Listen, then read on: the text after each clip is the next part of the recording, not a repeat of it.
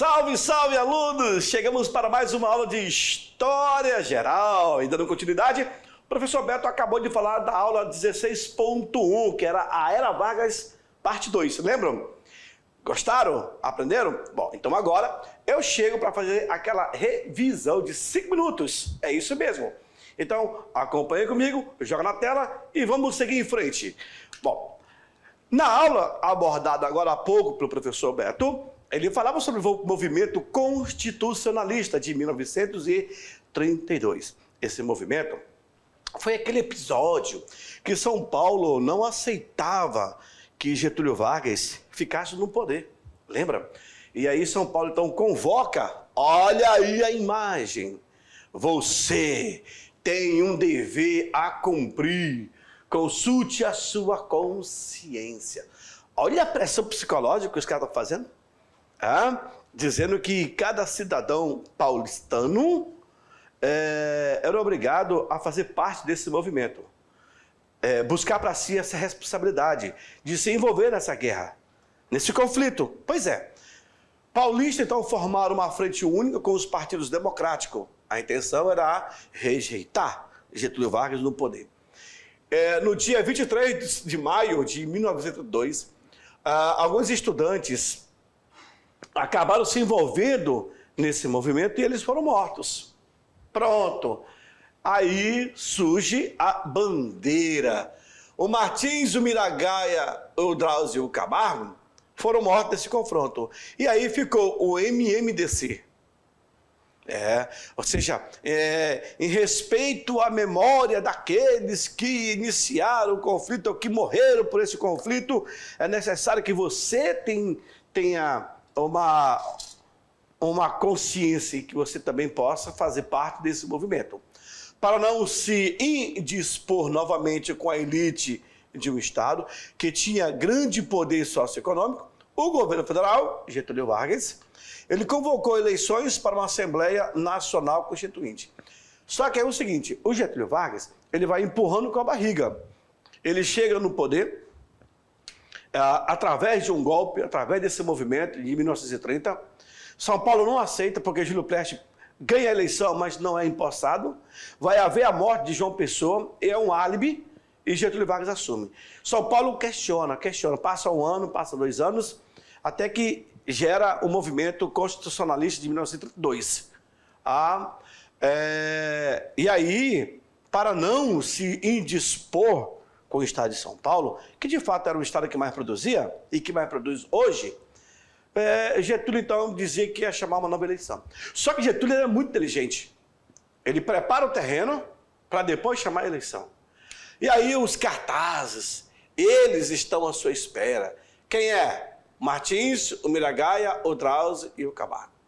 Para compor ou para completar o batalhão MMDC. E isso foi se intensificando. Olha lá. Aí Getúlio, o que ele faz? Tudo bem, ele vai chamar uma nova Constituição. Só que antes de chamar uma nova Constituição, ele já tinha ficado 4 anos de governo provisório. E nesse período, ele tem que legislar, mesmo a contragosto de São Paulo. Aí ele cria o voto secreto, ele cria o voto feminino, ele cria a justiça eleitoral, os direitos trabalhistas e o nacional e econômico. Olha só a cartada que ele vai dar, Getúlio Vargas. Presidente da República, e aí ele fala que o próximo presidente será eleito por um colégio eleitoral, etc, etc. Isso dentro da nova Constituição. A Constituição de 34, a segunda Constituição da República. Porque a primeira foi de 1891. Ok? Cara, Getúlio Vargas é eleito com 175 votos, Borges de Medeiros 59 e inicia o mandato constitucional no dia 20 de junho de 34. Ele deu uma cartada, ele foi inteligente. Ao fazer isso, ele modifica e depois candidata, automaticamente que o povo irá votar nele. E dentro desse período, houve um conflito entre os integralistas e os aliancistas. Lembra dos integralistas? Aliança Integralista Brasileira e Aliança Liberal, AL, que são os aliancistas. Lembra lá que os integralistas tinha a letra E, a sigma, letra grega, e o principal símbolo era Anauê, você é meu irmão, né? O integralismo emulava o modelo do fascismo, seu líder era Plínio Salgado. A Aliança Nacional Libertadora tinha a tendência socialista, anarquista e comunista. E seu principal líder era quem? Luiz Carlos Prestes. E aí tinha os panfletos dos dois partidos que buscavam aí, a qualquer ponto, chegar no poder.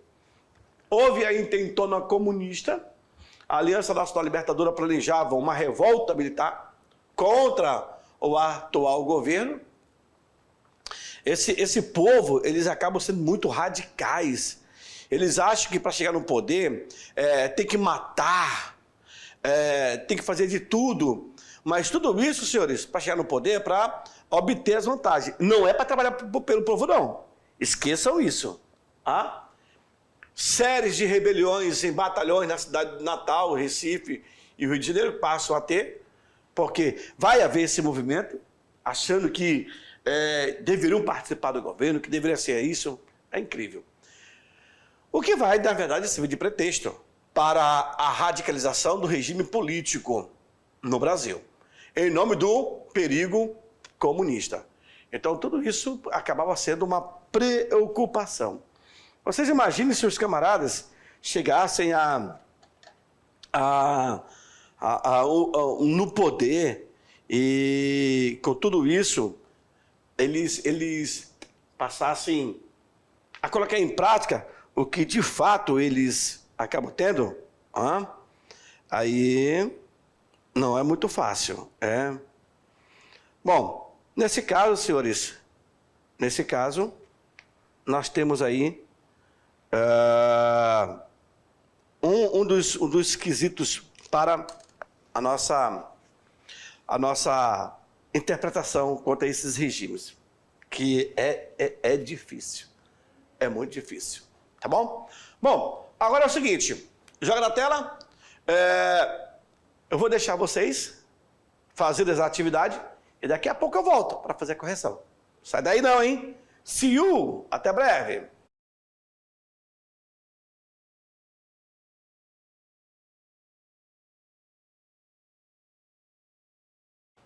Eu deixei no quadro, inclusive, o que nós vimos agora há pouco, né? Vocês observaram que é muito rápido. Quer ver? Joga na tela, vamos lá. Sai comigo. Comigo. Então, olha aí, hora do Enem, da atividade, né? Agora é com vocês. Então, vamos lá para a primeira pergunta. Fácil. Muito, muito, muito, muito, muito fácil. Getúlio Vargas teve que enfrentar duas frentes principais de organização política durante o governo provisório. Veja aí. Teve que enfrentar duas frentes principais de organização política durante o governo provisório. Uma delas era inspirada no fascismo. Uma delas inspirada no fascismo italiano e no nazismo alemão. Inclusive, nos símbolos e rituais de cumprimento que os orientavam. Trata-se do quê? A. Trata-se do integralismo. B. Trata do fascismo verde e amarela. C. Anarquismo. D. Comunismo. E E. Fascismo à brasileira. E aí? Já sabem? Muito fácil, senhor. Muito, muito, muito fácil. Não tem nem como vocês errarem. E aí? Podemos? Se podemos, ok. Ok. Vamos lá. Já? Já terminou? Não acredito. Não acredito. Rapaz, se você já terminou, aluno, você nosso aluno da NASA. Nazaré, né? É Nazaré? É da Nazaré. Então, vejamos.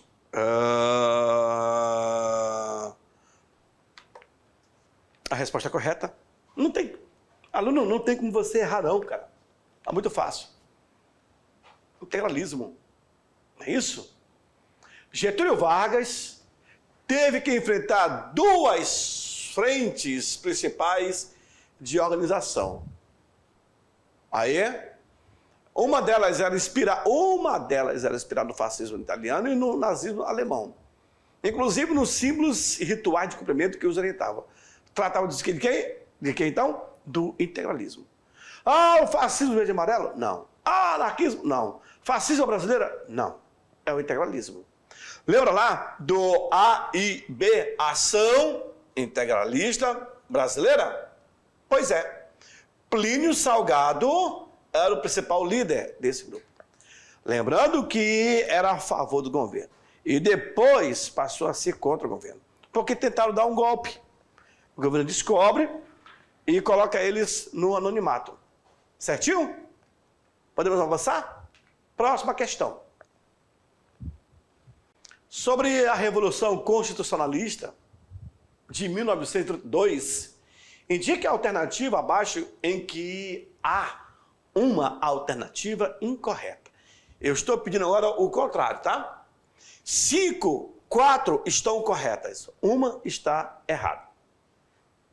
A Revolução Constitucionalista de 1932 é compreendida como uma reação imediata das oligarquias paulistas derrotadas na Revolução de 1930 pelas forças políticas em torno de Getúlio Vargas. Letra B. Em maio de 1932, um grupo de jovens estudantes tentou invadir a sede de um jornal favorável ao regime varguista. Durante o conflito, os estudantes favoráveis ao regime... Durante o conflito, os estudantes Martins, Miragaia, Drauzio e Camargo foram assassinados por um grupo de tenentistas. As iniciais de seus nomes, MMDC, foram utilizadas como símbolo da luta contra o governo federal. Lembra disso? Letra C. O bloqueio naval da Marinha Brasileira ao Porto de Santos foi rompido, possibilitando que simpatizantes de outros estados pudessem integrar a Revolução Constitucionalista. Letra D.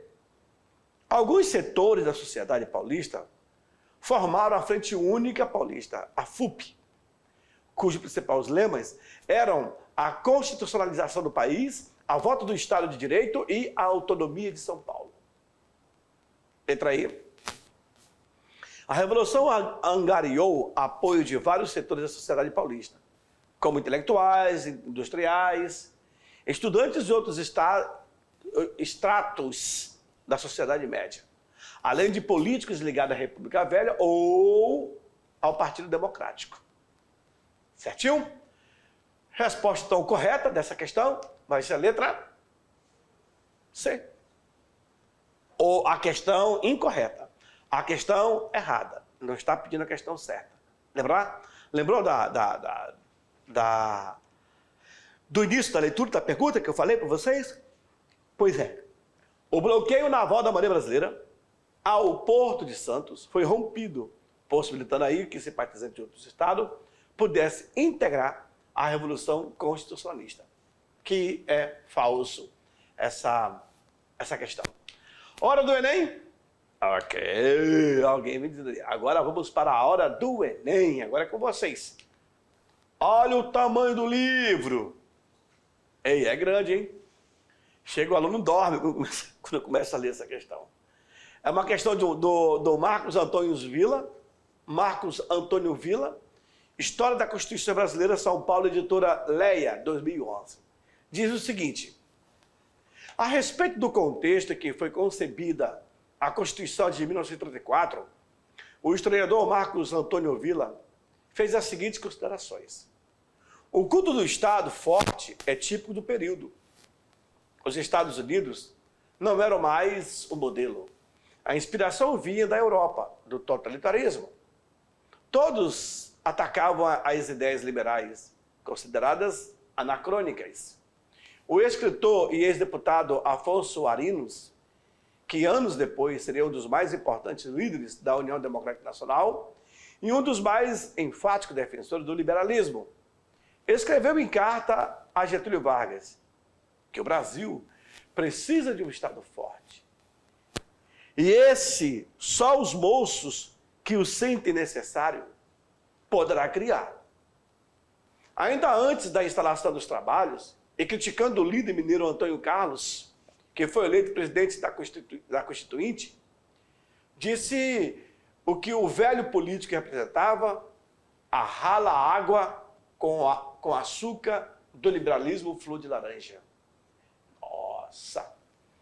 Pergunta: partindo das considerações de Vila, é possível afirmar que o culto do Estado forte dessa época era uma característica restrita à América Latina, portanto, o autor erra ao dizer que os modelos europeus eram totalitários. B, o culto do Estado forte e a rejeição das ideias liberais foram abandonadas em 1937, na ocasião da instituição do Estado Novo. Letra C, a referência aos Estados Unidos de não serem mais o modelo remete à Constituição de 1891, a Primeira República. Letra D, o governo constitucional de Vargas caracterizou-se pelo pluralismo político e pela política de descentralização do poder na esfera do executivo. E a letra E, as ideias liberais triunfaram no governo constitucional de Vargas, tendo prosseguido em franco desenvolvimento durante o Estado Novo, a partir de 1937. A resposta correta, claro, é a letra C. Próxima questão. Em março de 1934, Luiz Carlos Prestes fundou uma Frente Popular, Aliança Nacional Libertadora, que objetivava atrair setores democráticos e antifascistas da sociedade para um programa de reformas políticas e sociais. O governo de Vargas perseguiu Prestes, devido ao quê? A emergência de regimes autoritários da Europa influenciando a organização partidária no Brasil. B, cooptação do sindicato pelo Estado, com suas sedes tornando-se locais da propaganda oficial. C, organização da ação integralista brasileira, que defendia um projeto de Estado autoritário para o país. E a letra D, rivalidade entre integralistas e aliancistas, os quais mobilizaram o país, ampliando o clima de confrontos. E a letra E, proposta política de estabelecer um governo revolucionário no Brasil, aliando com a União Soviética. Ok. Bom, nesse caso, senhores, nesse caso, senhores,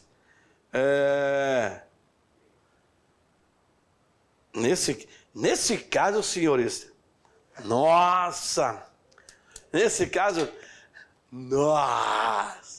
nossa, resposta correta vai ser a letra